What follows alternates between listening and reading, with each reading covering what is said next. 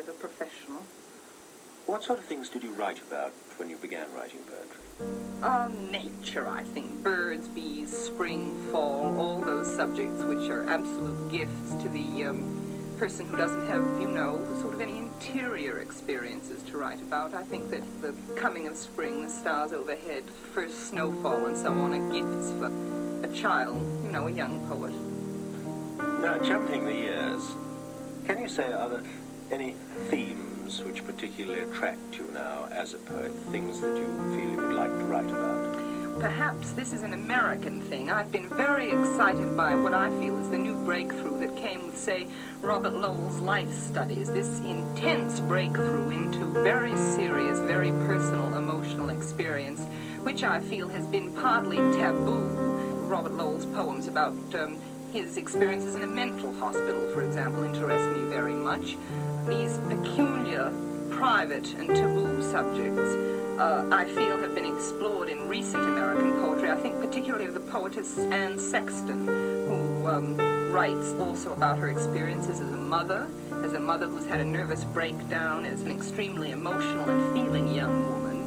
And her poems are wonderfully craftsmanlike poems, and yet they have a kind of emotional and psychological depth, which I think is something perhaps quite new, quite exciting. Now, you as a poet, and as a person to straddle the Atlantic, if I can put it that way, being an American yourself. That's a rather awkward position, but I'll accept it. On which side does your weight fall, if I can pursue the metaphor? Well, I think that as far as language goes, I'm an American. I'm afraid I'm an American. My accent's American. My way of talk is an American way of talk. I'm an old-fashioned American.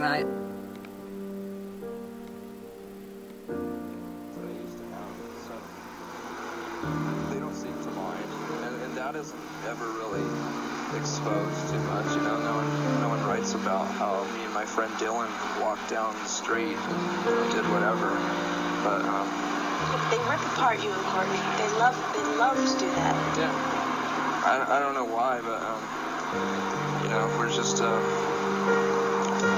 don't know. I guess my ego could be talking right now, and I could say, well, we're interesting people, but I think we're just easy scapegoats. It's just, it started with something, and then, people just pick up on it and carry it along, and we turn into cartoon characters. And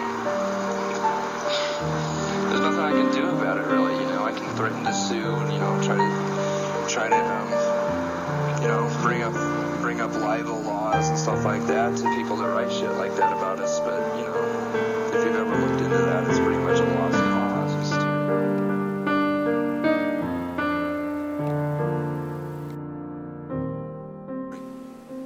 The trees and shrubbery installed years before are densely interwoven and tangled and serve the same essential function as a redwood privacy fence or a wall of fine stone. It is the height of spring, and the trees and shrubbery are in full leaf and are intensely green and still, and are complexly shadowed, and the sky is wholly blue and still, so that the whole enclosed tableau of pool and deck and poet and chair and table and trees and home's rear facade is very still and composed and very nearly wholly silent.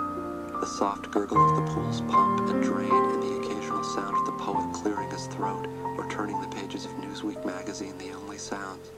Not a bird, no distant lawnmowers or hedge trimmers or weed-eating devices, no jets overhead or distant muffled sounds from the pools of the homes on either side of the poet's home. Nothing but the pool's respiration and poet's occasional cleared throat, wholly still and composed and enclosed. Not even a hint of a breeze to stir the leaves of the trees and shrubbery. The silent, living, nastic, enclosing flora's motionless green, vivid and inescapable, and not like anything else in the world in either appearance or suggestion. Footnote: that is not wholly true.